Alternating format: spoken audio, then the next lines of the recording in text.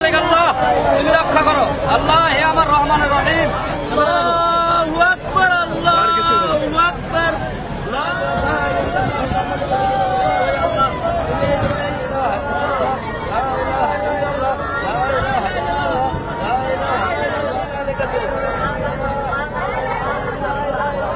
আমরা পদ্মা সেতুর কাজ করার জন্য মাওয়া থেকে জাজিরা পয়েন্টে যাচ্ছি, কিন্তু পদ্মার মাঝখানে হঠাৎ করে যে ঝোড়ো হাওয়া, সে ঝোড়ো হাওয়ার কারণে কিন্তু আসলে লঞ্চ কিন্তু বলতে গেলে খুবই দোদুল্যমান অবস্থায় রয়েছে এবং যারা যাত্রীরা রয়েছেন তারা কিন্তু সবাই কান্নাকাটি করছেন এবং সবার খোদা তাআলার কাছে প্রার্থনা করছেন যাতে এই যে ঝড় দ্রুত শেষ হয়ে যায় এবং এখানে যারা যাত্রীরা রয়েছে তারা সবাই নিরাপদে আমরা কুলে ফিরতে পারি সেই প্রত্যাশা করছি এবং সেই প্রার্থনা চলছে এই লঞ্চের মধ্যে।